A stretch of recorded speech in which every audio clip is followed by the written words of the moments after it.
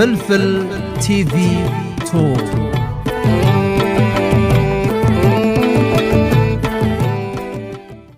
سلام وسناي أبكل كرنعات على متركبو كبران تقاتلتي فلفل تي فتو نلومي زبلنا يمدبات حزنا متئنا لنا كم تلمود سناي مكتتال كمون كبران تقاتلتي سابسكرايب بمهرام أبالات بيتسب فلفل تي فتو تكونو دقيمة بتحتنا يعدم بارنا بتتدالي زلو مدبات كبلوكم دقيمة سناي مكتتال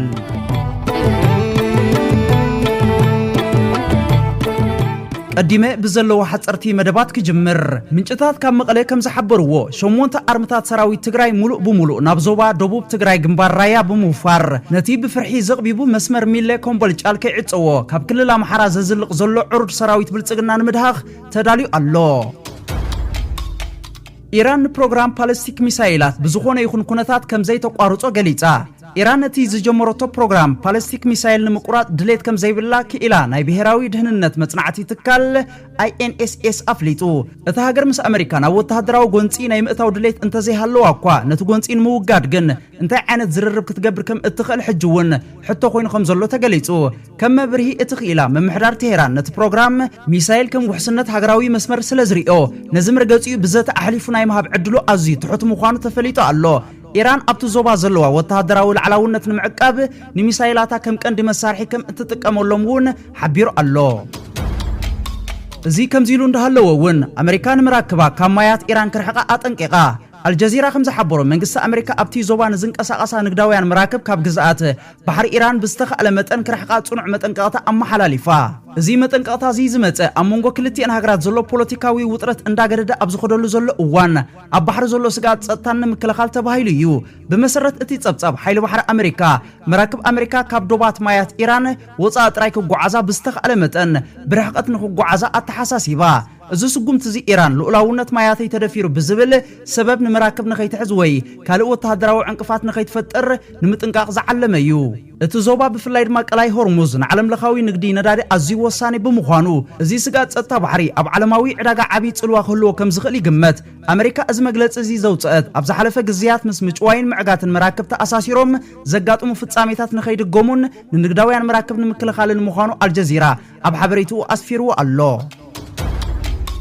عواتات سوداني قتل حيل أير سودان بإمارات زدقف حالتات قلطف دقف RSF زدق أمولو زنبر رادار مكالاخلي حمشي شوا قداماي زمناوي مكالاخل أير RSF بحيل أير سودان كمستدم ساسا سراويت سودان حجيب زوت أو مجلس أفليتو الله كالا أي سراويت سودان بزوس رزولو متقعتي أبكل الكردفان اتركب استراتيجيكايت كتما بارا لومي أبقوتو كم زوعالت أفليتو الله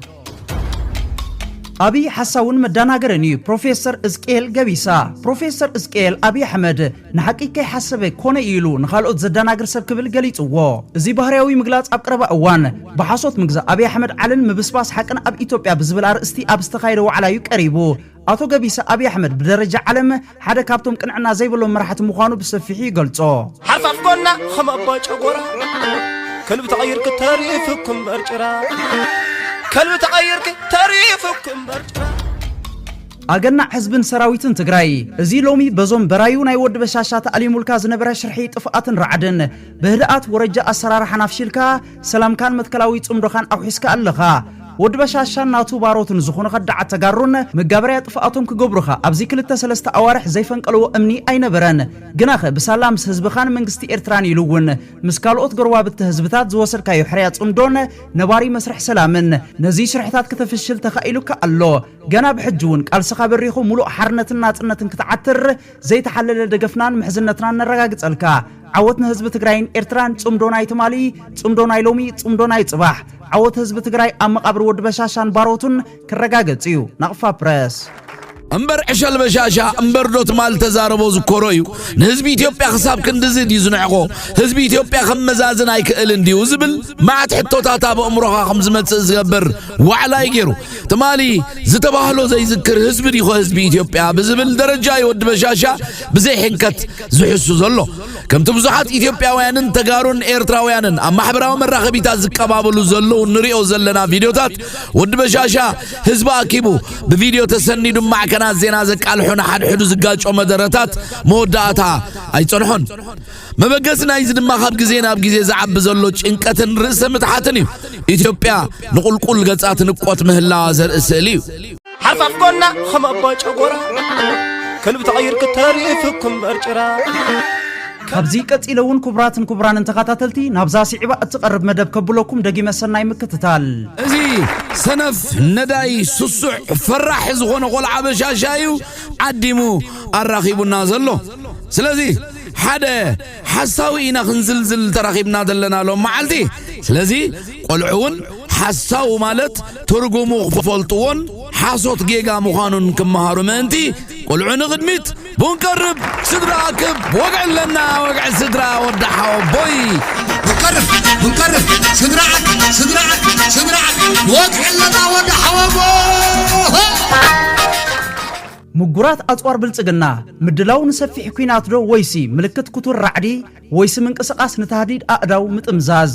ተንተንቲ ዞባና ይብሉ ኢትዮጵያ ንሰፊሕ ኩናት ትዳሎ ኣላ መራሕቲ ሃገራት ቀርና አፍሪካ ግን ምዚ ትንታነዚ ኣይሰማምዑን ብፍላይ መሪሕነት ኤርትራ ምጉራት ኣጽዋር ብልጽግና ምልክት ራዕድን ፍርሕን ምልክት ውሽጣዊ ቅልውላው ምልክት ጠፋሽ ፖሊሲስታት ጉዳያት ወጻይ እቲ ስርዓት ይብሉ ሓደ ካብ ብሉጻት ተንተንቲ ፖለቲካ ዞባ ቀርና አፍሪካ ናይዚ ዘመን እዚ ብሉጽ ጀነራል ኣብ ጸሊም ዓለምን ምዃኑ ዝእመነሉ ጀነራል ስብሓት ኤፍሬም ኣብ ሓደ እዋን ንብቕዓት ኤርትራን ኢትዮጵያን ከም ዝኽብል ብምንጽጻር ገሊጽዎ ነይሩ መደባቶም ምስ ፈሸሎም ናብ ካልእ መደበዮም ኣትዮም ነብሰ ምቕሻሺ ዕላምኦም ካሃርሙ ኣብ ዘይክእልሉ እዋን ኣብ ስልታዊ ዛዕባ ይኣትዉ ንሕና ክንንቀሳቐስ ክንብል ኢና ንዋጋእ ንሳቶም ድማ ክዋግኡ ክብሉ እዮም ዝንቀሳቐሱ ከም መግድኡቡን ሰብ እንዳወቐጥካ ዝግበር ውግእ ኣባና ውግእ ኣይንብሎን ንሳቶም ናይ ትማሊ ውግእዮም ዝዋግኡ ዘለዉ ንዓና ተዛዕበየ ብድሆ ብግዜ መንግስቲ ኢና ወዲእናዮ ክሳብ ዓቃብ ሰላም ዝገርሞም ሬሳ ኣብ ልዕሊ ሬሳ እንዳደርበየት እትኸይድ ኢትዮጵያ ካልእ ክትምጽእ ኣይትኽእልንያ እንተ ብዛዕባ ኤርትራ ክትዛረብ ኤርትራ ሓይላ ናይ ምምጣት ብቕዓት ክሳብ ዝሃለዋ ንዝኾነ ወተሃደራዊ መደብ ከም ኩኖ ይኽእል እዩ ተዋስኦታት ኣየድልን እዩ ድሕሪኡ ኸ ዳሓር ከዝብሉ ሕቶታት ክትሓትት ኣለካ 4 ዕጽፊ ኣሎና 5 ዕጽፊ ኣሎና ወዘተረፈ ዝብሉ ዛዕባታት ነቲ ናይ ህዝቢ ኤርትራ ዓቕሚ ከነኣእሶ ኣይክእልን ሰልፊ ኢማጅን ወሳኒ እዩ ፐርሲፔሽን ከም ኣም ሪያሊቲ ክኸውን ኣይክእልን ብመጻኢ ዕድል ህዝብታት ክትጣላዕ ማለት ሲ ጠላዕ ሓደ ነገር እዩ ሪስክ ምውሳድ ድማ ካልእ እዩ ሓደ ብዛዕባ ህዝቢ ዝግደስ መሪሕነት ብዛዕባ ጋምብሊን ሪስክን ኣጸቢቑ ክፈልጥ ኣለዎ እቲ ቀዳማይ ጸገምና ኢትዮጵያ ድማ እዚ እዩ እዞም ስርዓታት ንኢትዮጵያ ናበዮም ክወስድዋ እዛ ካርታ ናይ ኣርባዓታት ናበዮም ከብጽሕዋ ኣብ ጠላዓትዮም ዝጻወትዎ ፖለቲካ ኢትዮጵያ ነቲ ሾክ ክትጻወሮ ትኽእል ዶ ኣብ ዘንቀጥቅጥ መሬትን ሙቭ ዝገብር መሬትን ኮይንካ ኣብቲ ናይ ትማሊ መሬት ከም ዘለኻ ኮይንካ ክትዛረብ ኣይትኽእልኒ ኢኻ ብሓጺሩስ እቲ መሬት ምንቅስቃስ ዝገብር ዘሎ ኣብ ምንቅጥቃት ዝነብር ዘሎ መሬት እንዳነበርካ ኣብ ርግኣት ዘለዎ መሬት ከም ዘለኻ ክትመስል ኣይትኽእልኒ ኢኻ እቲ መሬት ብሓጺሩ ሒዝካ ከይዶ ኣሎ ሰብ ቀቲልካ ኣይቀቲልካ ቦታ ሒዝካ ኣይሒዝካ ዕላማኻ እዩ ንሕና እንተ ትኾነልና ኩሉ ሳዕ ሰብ ከይቀተልና ዕላማና ክንሕዚና እንደሊ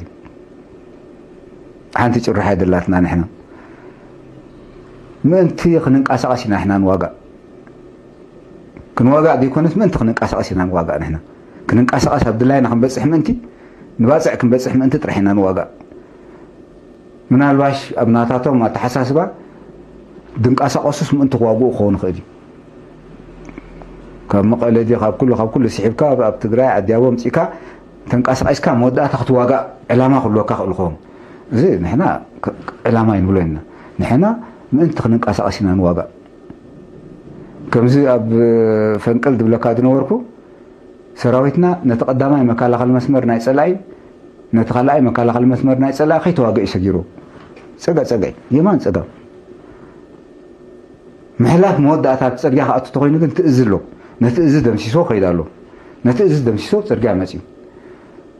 እንዳጎይኻ ንባፅዕ ጎፂ ይኸይዱ ሰራዊት ናይ ፀላኢ ቤሎ ፈቆዶ ጎቦታትን ፈቆዶ ስንጭሮ ናበይ ይበፅሕ ስኻ ጥራሕ ትስኻ ትገብሮ ውግእሲ ንምንቅስቃስ ጥራሕ ክኾን ኣሎ ንምንቅስቃስ ኣስመራ ክትኣቱ እንድሕር ኮይንካ ሓሲብካ ኣስመራ ክትኣቱ ትንቀሳቐስ ኣለካ ሰብ እንዳቐተልካ መግድኡን ጌርካ ክትኣቱ እንድሕር ትብልካ እዚ ውትድርና ኣይኮነን ግን ንሶም ንዖም ዝርድኦም ውትድርና ከምኡ እንተኾነ ኸ ሓደ ካብቲ ንመራሕቲ ብልጽግና ዘጨንቆም ዘሎ ጉዳይ ድሕሪ ካብ ስልጣን ምእላዮም ዘይተርፍ ጉዳይ ኣብ ክልል ኦሮሞ ክፍጠር ዝኽእል ህልቂት እዩ እዚ ብቐንዱ ብሰንኪ እቲ ኣንጻር ህዝብታት ትግራይን ኣምሓራን ክኸድዎ ዝጸንሑ ዓሌታዊ ኣካይዳ ዘንቀዶ ሓደገኛ ኣካይዳ እዩ أبلع لي إرترا زلوم كتور سجاد ما كال شجريو مرحتي أورومما منقص إرترا مسكال سهزب أمحرا يدانا قط يزبل ترتارا خابز حزو حتى راي جبرن دحرتي مسهزب تجراي تفتير زلو سنين أي سلام قعزو مرحتي أورومما أبكبيد رعدير كبو اتصالساي كندن شجرن مرحت أورومما أبزوبا قرن أفريقان زوبانيلين حزومو زتصنحو كال منشرويو دحرتي أبتحتي MBZ تعاسيبو من RSF نمعتاق كخدو تصنحو نوي حرحقات قبطي مسراويت سودان كتسلف سيحبو تراي زيكونه صباح دقيسا زي تحضرو لهم سودان فتيرو مركبو بزيكازي خوشومشوم كبلو من سوماليلاند سممع MOU فريموم نقبطن تركنا بسومال معداموم لومي دق أسليتي كالي قوام اللو أبزغي تحترو نتا أبكفوهم وعلت زوعلت إرترا خسلبوت أخبلو قبط مس إرترا صندوق تفتر عدل كفيتهم لا إذا تراي معاس كوينو مس إسرائيل زفتروا ناي فوكس محزنت ملأ حيلي عرب سنة تحرقم لهم مهلوا زنقعوا أي مسلون أما دمدم تاسرعت بلصقنا كوحوس حديد أندل هيصو ناب جدل يتصدف مهلو دارجا بوزحات تنتي زوبا قرن أفريقيا زسما معلو قدايو بفلاي كاب دحري كلتشحن عسران سلستن بلصقنا نتوم أبكينا تግራይ ቀንድ ሃንደስትናይ ትግጭት ዝነበሩ ጌታቸው ረዳን ሌተናል ጀነራል ጻርቃን ገብረትንሳኤን ካልኦት ጀነራላት ትግራይ ነበር ከም አማኸርቱ ካብ ዘምጽን ድሓር መንገድ ስሒቱ ናብ ድንደስ ጥፍአት ክግምጆ ምጽንሑ ፀሓይ ዝወቅዖ ሓቂዩ ድሮውን ኣብ ትግራይ ካልእ መጠነ ሰፊሕ ግጭት ከበግስ ኣብ ምሽብሻብ ይርከብ እዚ መግለጽ እዚ ናይ ተኣትይዎ ዘሎ ናይ ቁልቁለት ጉዕዞ ምዃኑ ምስክርነት ኣየድልዮን እምበኣርከስ ምጉራት ኣጽዋር ብልጽግና ምድላውን ሰፊሕ ኩናዶ ወይሲ ምልክት ኩቱር ራዕዲ ወይሲ ምንቅስቃስ ንተሃዲድ ኣዳው ምጥምዛዝን ዝብል ሕቶ ብልጽግና ኣብ ከቢድ ራዕዲ ዝነብርን በህዝቢ ዝተፈንፈነን ኣብ ዞባ ቀርኒ ኣፍሪቃው ንጹል ስርዓት ምስ ምዃኑ ንሕማቕ እዋን ዝኾኑ ኣጽዋርን ዕሱብ ሰራዊትን ክእክብ ግድን እዩ ኣቡጣሃ ኣስመራ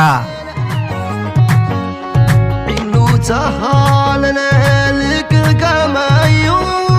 في الجرعة بله لتاريخ رسعو نايمان مقوس ناي عليه تدروس سنفنا دا يفرح سوسح ملاليو نفلطوين أغنيتو سهديد فقرات نفلطوينا مقان شلل عندبلان ايقرمناني وايقرمنان ايقرمنان نحنا ايقرمناني وايقرمنان ايقرمنان فتو ايقرمنان بساب بخالق فيديو زملسكم تطعمو سسناي تطعمو دقريمي نعصبات ورقت وهدقنيت نهاجراو خبرت زل علماو زخرن سماعاتنا وترو عوتنا عفاش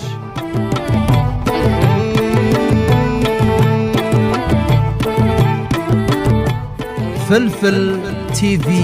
2